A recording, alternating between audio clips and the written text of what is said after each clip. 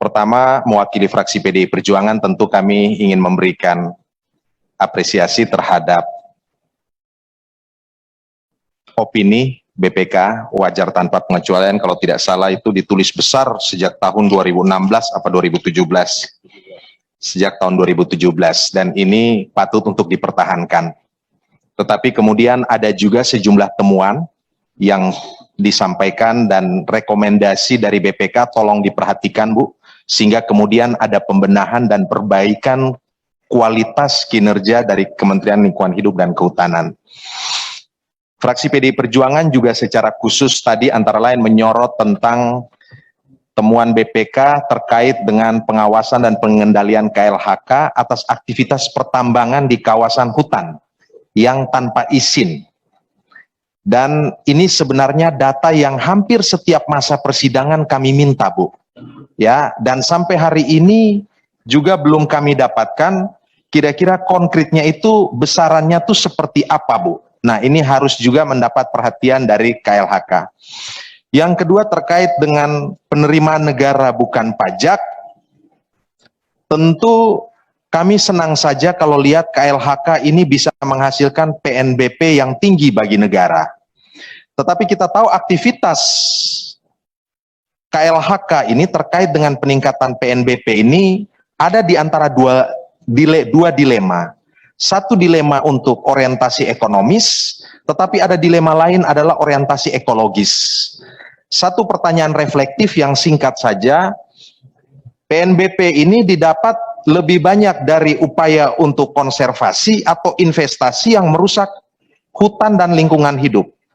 Nah, kami ini punya catatan, saya memperhatikan betul KLHK, terus terang, Bu, kalau Ibu presentasi itu saya suka kagum-kagum, tetapi kemudian saya suka melihat terkesan ada semacam standar ganda di kementerian ini, Bu. Ya, pada satu sisi bicara konservasi, pada sisi lain kok secara sistematis terkesan memberikan karpet merah terhadap perusakan lingkungan hidup. Saya ingin menyoroti soal penggunaan kawasan hutan sebelum dan sesudah Undang-Undang Cipta Kerja dan PP 23 tahun 2021. Supaya masyarakat juga tahu, karena ini bagian dari edukasi terhadap publik dan pengawasan Komisi 4, kita tahu bahwa dalam proses persetujuan penggunaan kawasan hutan untuk pembangunan di luar hutan, untuk tambang, tol, waduk, pabrik, jalan, dan lain-lain, aturan dulu, regulasi dulu terkesan lebih melindungi hutan, Bu.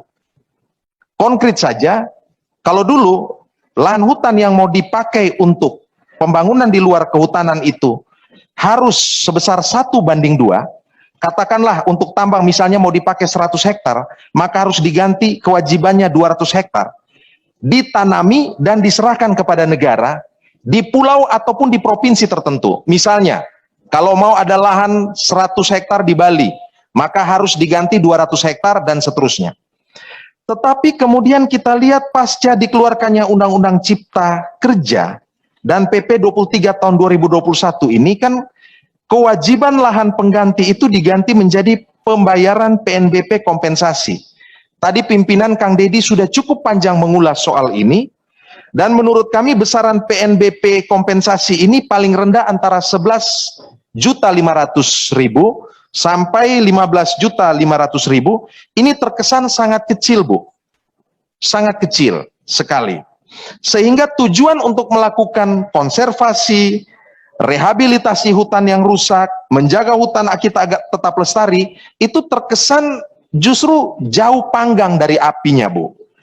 Nah, jadi KLHK ini melahirkan kebijakan untuk pertahankan kecukupan hutan, atau justru memberikan, ini terkesan ada semacam legalisasi terhadap perusakan hutan, Bu. Kalau saya salah tolong diluruskan. Nah, kalau kita buat perbandingan misalnya terkait dengan program rehabilitasi hutan dan lahan atau RHL, lebih baik kebijakan RHL itu ketimbang pasca dikeluarkannya Undang-Undang Cipta Kerja dan juga PP nomor 23 tahun 2021.